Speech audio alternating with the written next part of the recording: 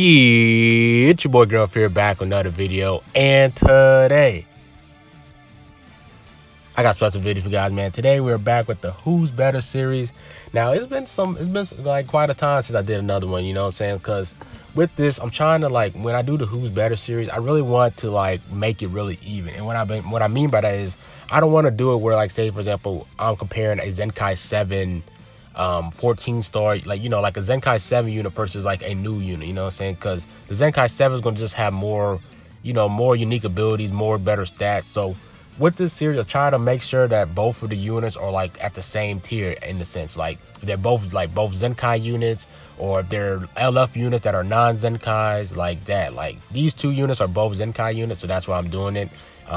Like if they're not a ZENKAI, I'll compare it like that. I don't want to do it where it's like a LF unit versus a ZENKAI unit, or a regular unit versus a ZENKAI unit, because it's just not the same. It's not really kind of like a fair comparison in a sense. So today we're gonna be comparing these two blue Gokus. I really feel like they're really good on their respective teams.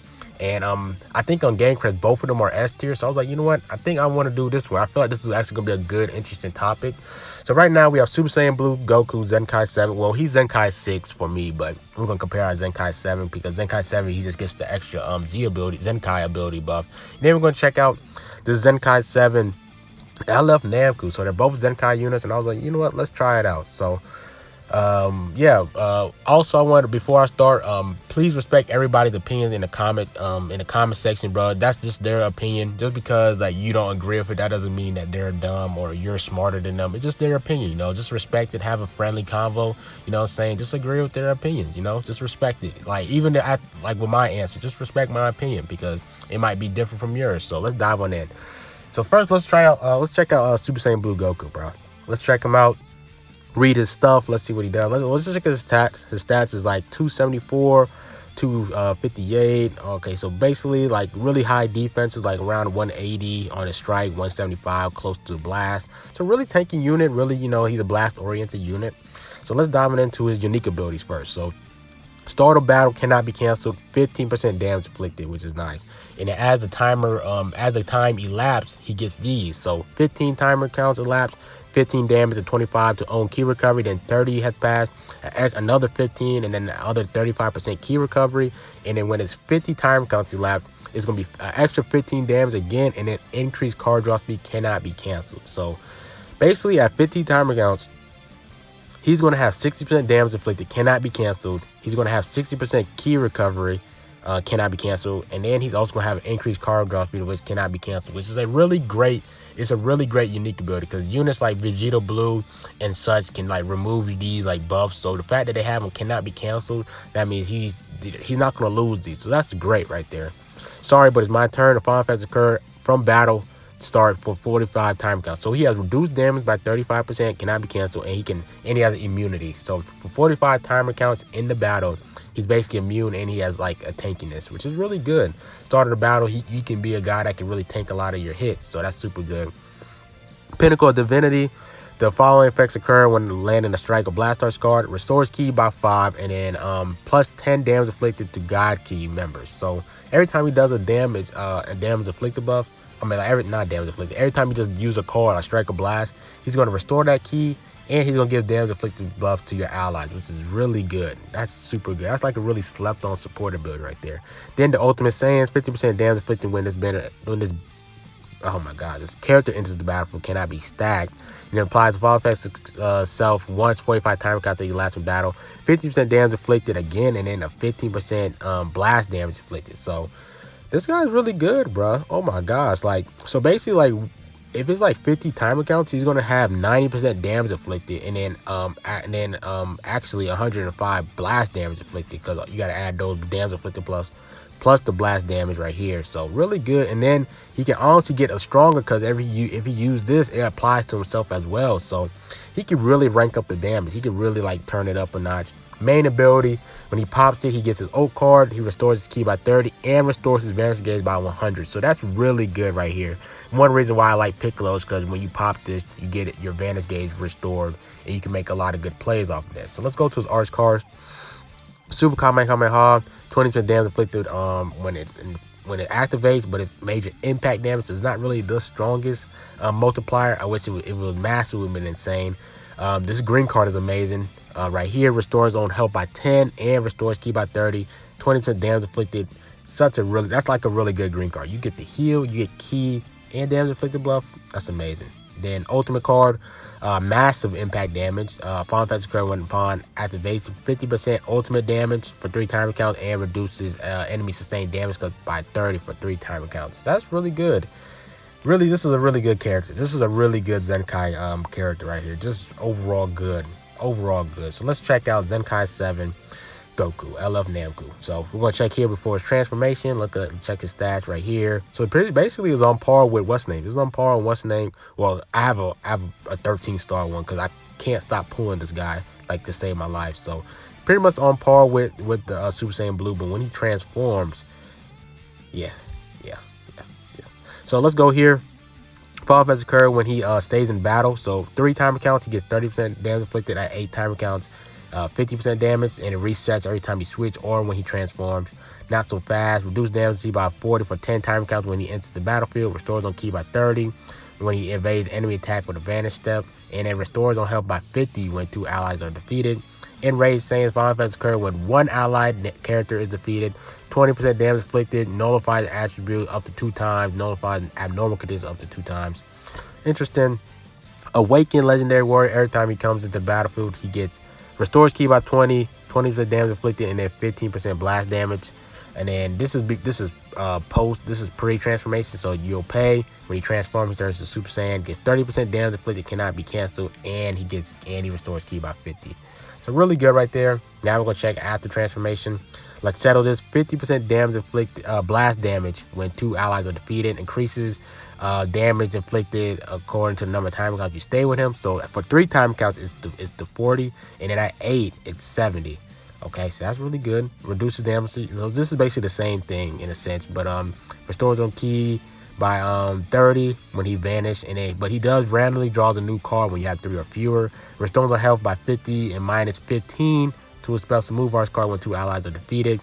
And then the following effects occur when 1 allied character is defeated. He gets this again. Basically, it's basically the same thing as his before transformation. 20% damage inflicted, nullifies stuff. And the following effects occur when he enters the battlefield. He restores ki by 25, 20% damage inflicted cannot be stacked, and 15% blast damage, which is really good. Pop his main ability, draws a special move arts card, restores own ki by 30, minus 10 to strike and blast arts card for 60 time counts, and it's 60% ki recovery. Let's check out his arts. Giant swing, 20% damage inflicted upon activation. He can restore 50% damage of his vanishing gauge. Inflicts force switching on hit. Inflicts enemy with 15% impact damage received for 30 timer counts, which is really good. But it's really hard to pull off this. But if you do, it's actually pretty rewarding for sure. Angry Kamehameha deals massive impact damage, 20% special move damage, and then counters will upon fighting pose. So like say a blast or strike, it's basically a counter special move, and then 50% damage, 50% is activated, and then nullifies endurance when you counter with it. Only when you counter with it. If you do like your own combo and then you do this at the end, it's not gonna nullify the endurance. So only when you counter with it, it'll take out endurance. So yeah, we basically read both of their kits. Now it's basically just kind of like a review, check them out, and kind of decide who I think is better in my opinion. So Super Saiyan Blue Goku, right? He's a tank. At the start of the battle, he's immune to stuff. So say if you're facing Hercule, he kind of like nullifies that in a sense, like for 45 timer counts. So that really helps. His things are cannot be canceled. He has a lot of cannot be canceled stuff. So he's basically a guarantee, like he's gonna be really strong at the end. Green card is really good. Blue card is solid. The fact that he can gain his vanish gauge is really good. Man, this is actually gonna be a really tough battle. Then he has instant card draw speed. Cannot be uncancelable card draw speed at a certain timer count, at 50 timer count. So 130 time count when you're in PvP. Really good. Namku, basically you kind of have to start him up. It kind of takes a real long time. He really gets stronger when your allies are dead and stuff, and then that's when he really gets real scary. Now, who do I think is actually better? Oh, this is actually gonna be really tough because Because they're, in a sense, they both they're kind of like, they need like, well, for Goku, like, he needs the battle to draw out, right? He needs the battle to like prolong, and he gets stronger every, like, every other like second, in a sense.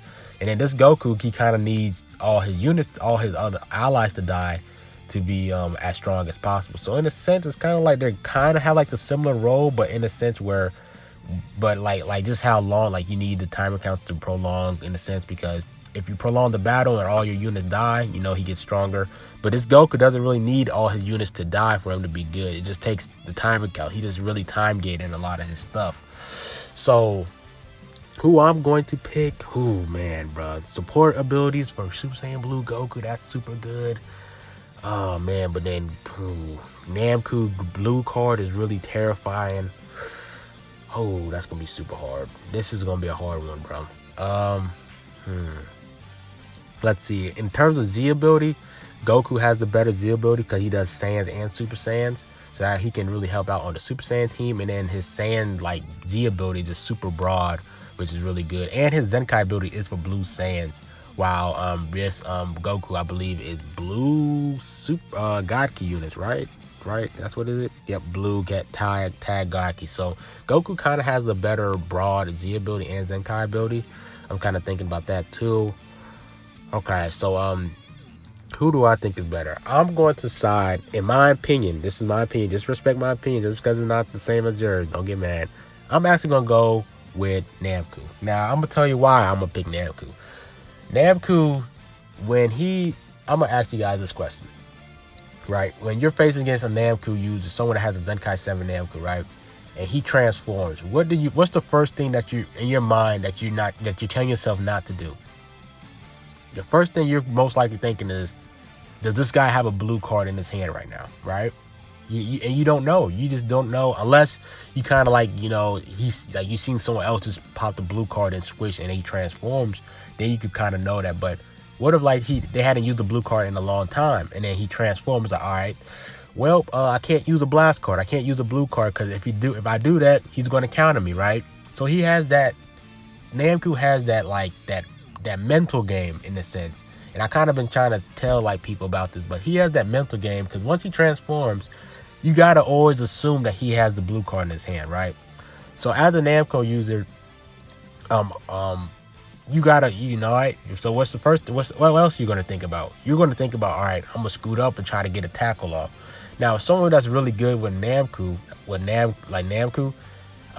he's gonna know that you're gonna like press up on him, might tackle him, might try to scoot up in his face for him to like use his vanish or something. So he's gonna be ready for you to tackle him. So in a sense, Namku is actually really, really hard to deal with. Now, the only problem with this discussion is, I feel like Namku is more of he has a skill gap, in a sense. If you're facing someone that's in the high tier, this guy can be God, honestly. But if you're facing someone that's in the low tier that doesn't really know how to use him, like that kind of like easily falls for stuff like tackle, like say if you do a tackle, he pops the blue card, like, he's a really skill cap type of unit. So that's why I'm kind of taking offense. I'm taking that sense of how of a skill cap he is. Like, I feel like if you guys know how to really use him, or you're facing someone that knows how to use him, he's definitely way better than Super Saiyan Blue Goku. And him staying in the far range really helps with one of his passive, where his passive is like, if he stays for 8 timer counts, he gets a 70% damage inflicted right there, because all he has to do is just stay in the battlefield and do nothing, and then he just instantly gets that damage multiplier right there. So if you don't do anything, he's going to get stronger, and if you do some, he most likely gonna have a blue card to counter you. So this guy is really scary to face against. And then, last man, he gets 50% he gets 50% of his health back. Insane. But if I'm going as in like a typical average player, I'm gonna go with Super Saiyan Blue Goku, because Super Saiyan Blue Goku, he's a lot more easier to use. He doesn't need all that much of a skill gap. He kind of just play with him, and then he's just gonna get better. Now, Blue Goku kind of has a skill gap where you can prioritize his vanish gauge. I think that's kind of the only thing you kind of have to use right there. But Namku is more of a skill gap guy. So if someone that's really good at the game, I think the Namku is better overall. Just the amount of plays you can make with the Namku is gonna be better. But if it's an average, what's the name, like just an average player, I'm gonna side with Super Saiyan Blue Goku in a sense. But my pick is gonna be Namku, because I feel like once you know how to play with this guy, he's gonna be scary, bro. He's gonna be scary. Super Saiyan Blue Goku is a lot easier to use, but once you get better, once you get good with Namku, bro, it's like it's inevitable. Like, this guy is so scary to deal with. Like, he can be such a pain to take out. Like, for real, he could be such a pain to take out, and it's scary because you just don't know when he has a blue card in his hand. The fact that he has that mental game like on you as an opponent, it's the scariest thing. Like, once he transforms, like, all right, I can't use the blast because this guy's gonna have he most likely has a blue card to counter me, and if I try to tackle, that guy can have a chance of countering my tackle and with a strike card. So that's kind of it with my decision. I'm gonna go with Namku. Who you guys think is better? Comment down below. Respect everybody's opinion. I love to chat you guys there, and explain why you think one character is better than the other. I like to hear it. I like to chat with you guys. And yeah, man, that's it for this video. Like, comment, subscribe. It's been your boy Greenruff, man, and I'm out. Peace.